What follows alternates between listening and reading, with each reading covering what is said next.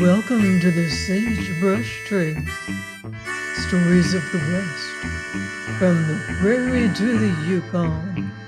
I'm Mardell, reading Riders of the Purple Sage by Zane Grey.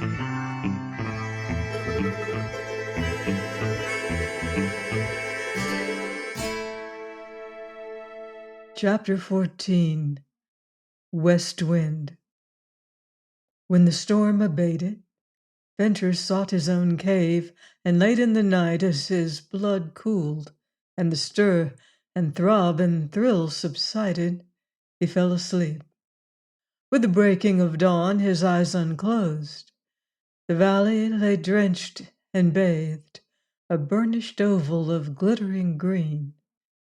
The rain-washed walls glistened in the morning light. Waterfalls of many forms poured over the rims.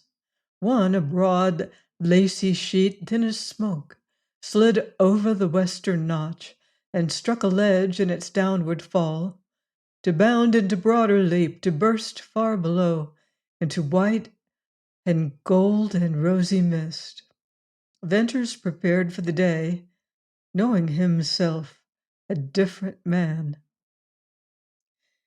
"It's a glorious morning," said Bess in greeting.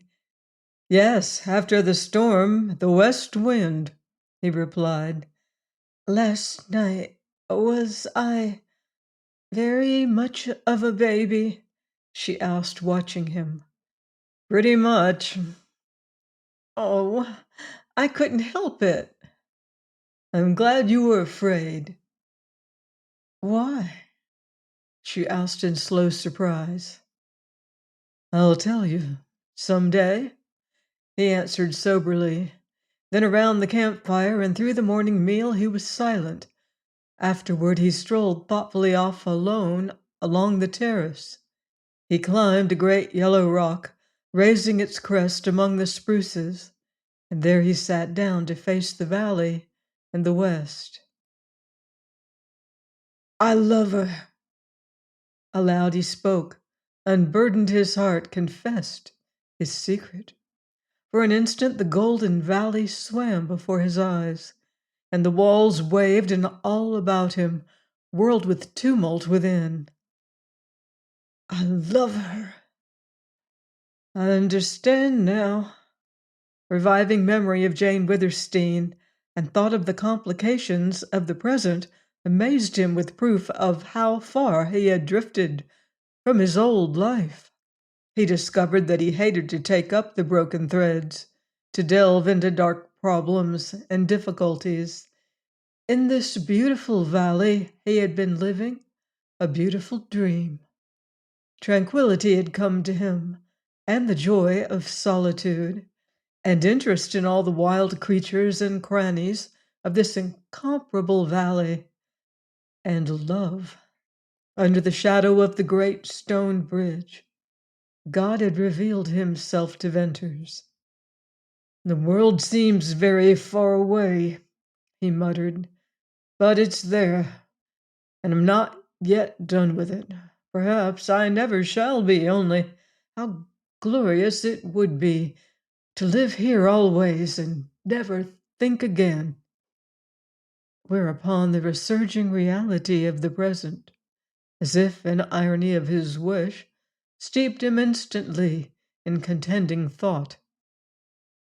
Out of it all he presently evolved these things. He must go to Cottonwoods.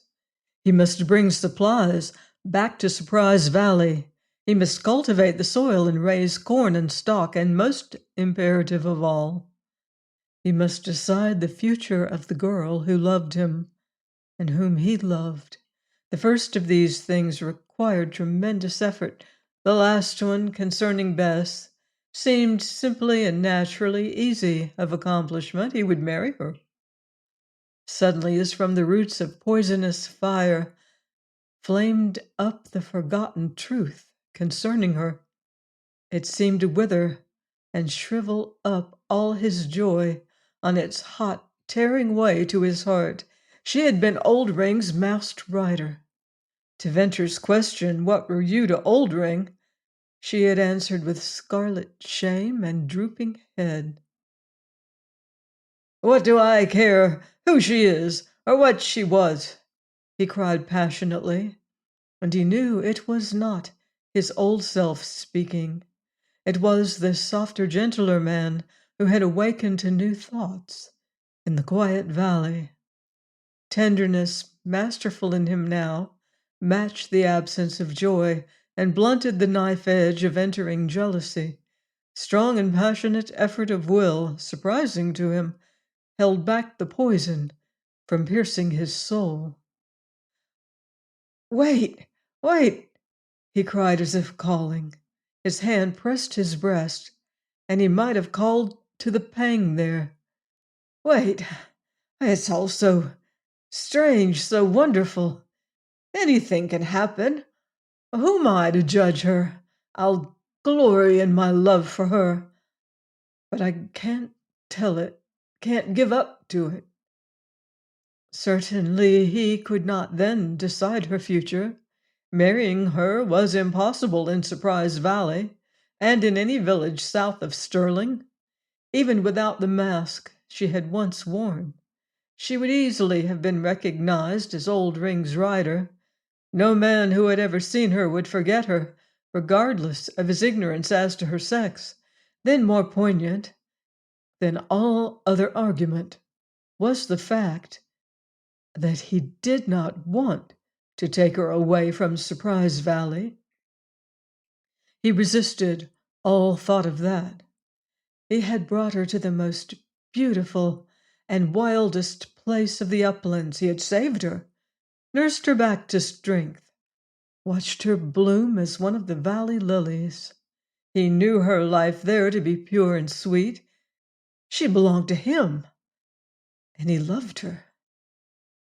Still, these were not all the reasons why he did not want to take her away. Where could they go? He feared the rustlers, he feared the riders, he feared the Mormons. And if he should ever succeed in getting Bess safely away from these immediate perils, he feared the sharp eyes of women and their tongues, the big outside world with its problems of existence. He must wait to decide her future, which after all was deciding his own. But between her future and his, something hung impending, like balancing rock which waited darkly over the steep gorge, ready to close forever the outlet to Deception Pass. That nameless thing, as certain yet intangible as fate, must fall and close forever all doubts and fears of the future. "I've dreamed," muttered Venters as he rose. "Well, why not? To dream is happiness. But let me just once see this clearly, wholly. Then I can go on dreaming till the thing falls. I've got to tell Jane Withersteen. I've dangerous trips to take. I've work here to make comfort for this girl. She's mine. I'll fight to keep her safe from that old life. I've already seen her forget it. I love her. And if a beast ever rises in me, I'll burn my hand off before I lay it on her with shameful intent. And by God, sooner or later, I'll kill the man who hid her and kept her in Deception Pass." As he spoke, the west wind softly blew in his face. It seemed to soothe his passion. That west wind was fresh, cool, fragrant, and it carried a sweet, strange burden of far-off things, tidings of life in other climes, of sunshine asleep on other walls, of other places where reigned peace. It carried, too, sad truth of human hearts and mystery, of promise and hope unquenchable. Surprise Valley was only a little niche in the wide world whence blew that burdened wind. Bess was only one of millions at the mercy of unknown motive in nature and life. Content had come to Venters in the valley. Happiness had breathed in the slow, warm air. Love as bright as light It hovered over the walls and descended to him, and now on the west wind came a whisper of the eternal triumph of faith over doubt. "How much better I am for what has come to me!" he exclaimed. "I'll let the future take care of itself. Whatever falls, I'll be ready." Venters retraced his steps along the terrace back to camp and found Bess in the old familiar seat waiting and watching for his return. "I went off by myself to think a little," he explained. "You never looked that way before. What? What is it? Won't you tell me?" "Well, Bess, the fact is, I've been dreaming a lot. This valley makes a fellow dream, so I forced myself to think. We can't live this way much longer. Soon I'll simply have to go to Cottonwoods. We need a whole pack train of supplies. I can get—" "Can you go safely?" she interrupted. "Why, I'm sure of it. I'll ride through the pass at night. I haven't any fear that Wrangle isn't where I left him. And once on him, Best just wait till you see that horse." "Oh, I want to see him, to ride him, but Bern, this is what troubles me," she said. Will you come back?" "Give me 4 days. If I'm not back in 4 days, you'll know I'm dead. For that only, she'll keep me." "Oh." "Bess, I'll come back. There's danger. I wouldn't lie to you, but I can take care of myself." "Bern, I'm sure. Oh, I'm sure of it. All my life I've watched hunted men. I can tell what's in them. And I believe you can ride and shoot and see with any rider of the sage. It's not that I fear." "Well, what is it then?" "Why? Oh, why should you come back at all?" "I couldn't leave you here alone." "You might change your mind when you get to the village, among old friends." "I won't change my mind. As for old friends," he uttered a short, expressive laugh. "Then there must be a woman." Dark red mantled the clear tan of temple and cheek and neck. Her eyes were eyes of shame, upheld a long moment by intense, straining search for the verification of her fear. Suddenly they drooped. Her head fell to her knees. Her hands flew to her hot cheeks. "Bess, look here," said Venters with a sharpness due to the violence with which he checked his quick, surging emotion. As if compelled against her will, answering to an irresistible voice, Bess raised her head, looked at him with sad, dark eyes, and tried to whisper with tremulous lips. "There's no woman," went on Venters, deliberately holding her glance with his. "Nothing on earth, barring the chances of life, can keep me away." Her face flashed and flushed with the glow of a leaping joy. But, like the vanishing of a gleam, it disappeared, to leave her as he had never beheld her. "I am nothing. I am lost. I am nameless." "Do you want me to come back?" he asked with sudden stern coldness. "Maybe you want to go back to Old Ring."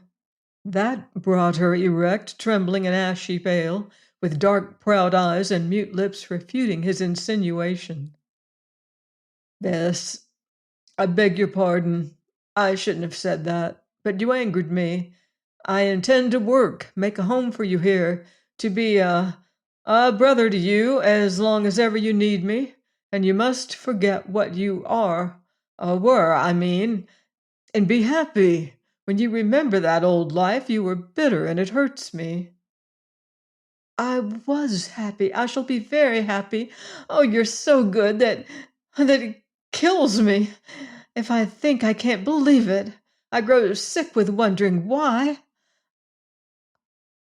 I'm only let me say it, only a lost, nameless girl of the wrestlers, old rings girl they called me.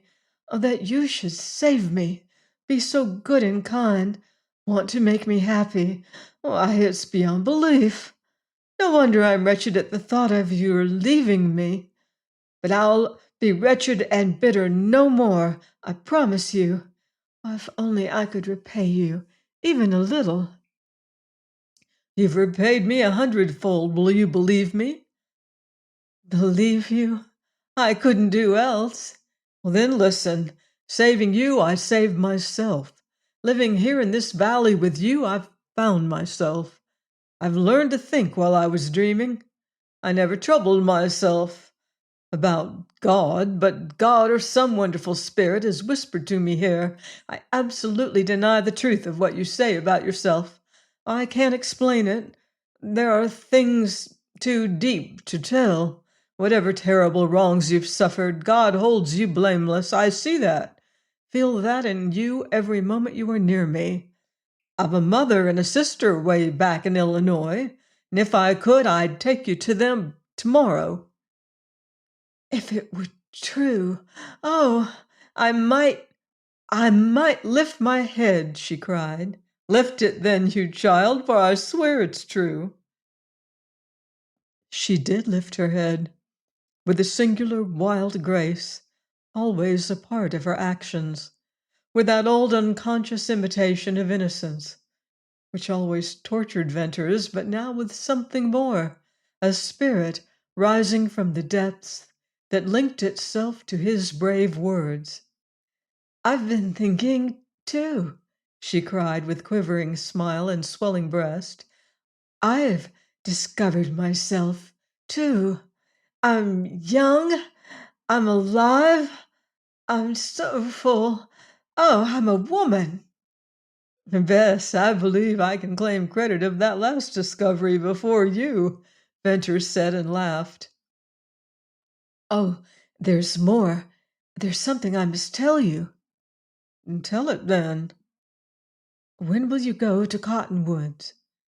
As soon as the storms are past, or the worst of them. I'll tell you before you go. I can't now. I don't know how I shall then, but it must be told. I'd never let you leave me without knowing, for in spite of what you say, there's a chance you mightn't come back. Day after day, the west wind blew across the valley. Day after day, the clouds clustered gray and purple and black. The cliffs sang and the caves rang with Oldring's knell, and the lightning flashed and the thunder rolled.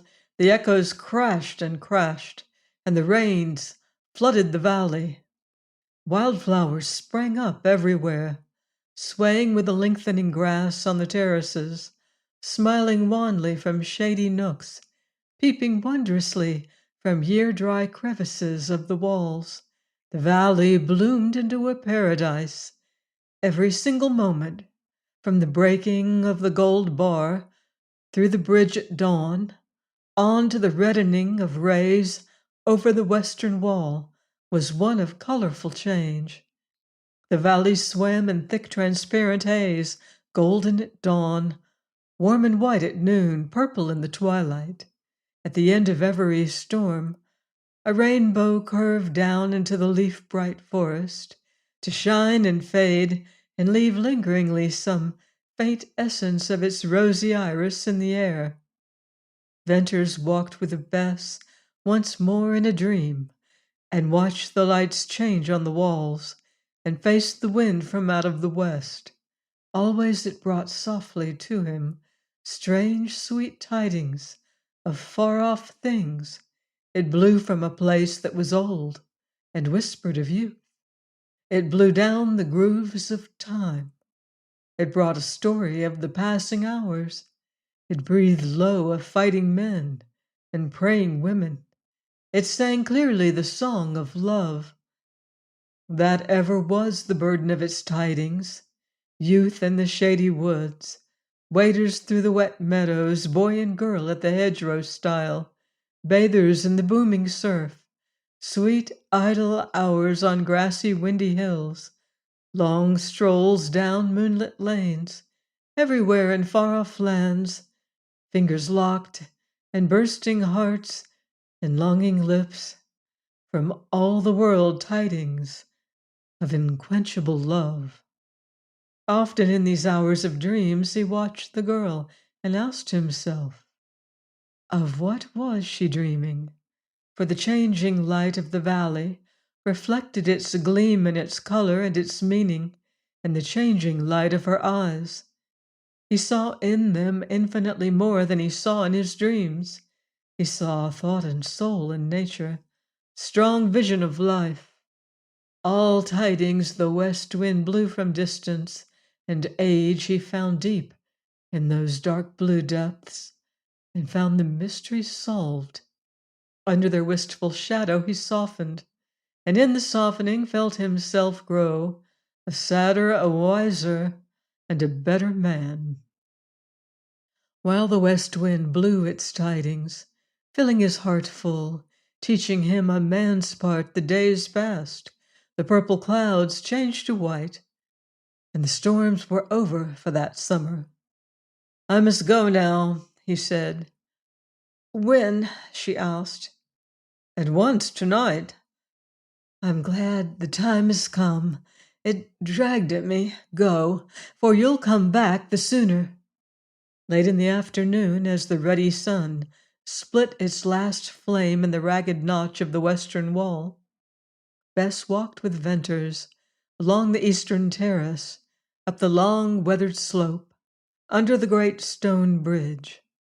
They entered the narrow gorge to climb around the fence long before built there by Venters. Farther than this she had never been. Twilight had already fallen in the gorge. It brightened to waning shadow in the wider ascent. He showed her Balancing Rock, of which he had often told her, and explained its sinister leaning over the outlet. Shuddering, she looked down the long, pale incline with its closed-in, toppling walls. What an awful trail! Did you carry me up here? I did, surely, replied he. It frightens me somehow. Yet I never was afraid of trails. I'd ride anywhere a horse could go and climb where he couldn't. But there's something fearful here. I feel as if the place was watching me. Look at this rock. It's balanced here, balanced perfectly. You know, I told you how the cliff dwellers cut the rock and why, but they're gone and the rock waits. Can you see? Feel how it waits here? I moved it once and I'll never dare again. A strong heave would start it. Then it would fall and bang and smash that crag and jar the walls and close forever the outlet to Deception Pass. Oh, when you come back, I'll steal up here and push with all my might to roll the rock and close forever the outlet to the pass. She said it lightly, but in the undercurrent of her voice was a heavier note, a ring deeper than any ever given to mere play of words. Bess, you can't dare me. Wait till I come back with supplies, then roll the stone. I was in fun. Her voice now throbbed low. Always you must be free to go when you will. Go now. This place presses on me, stifles me. I'm going, but you had something to tell me? Yes. Will you come back? I'll come if I live. But you mightn't come.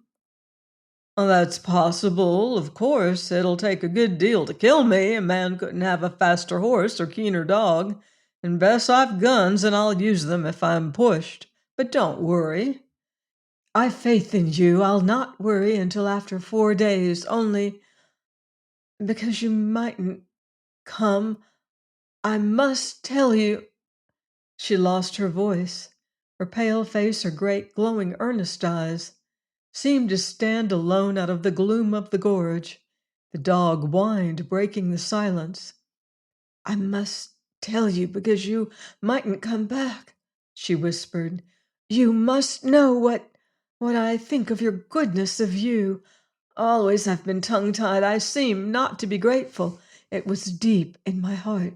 Even now, if I were other than I am, I couldn't tell you, but I'm nothing, only a wrestler's girl, nameless, infamous. You've saved me, and I'm yours to do with as you like, with all my heart and soul. I love you. Join me next time for another exciting chapter of Riders of the Purple Sage by Zane Grey here on the Sagebrush Trail.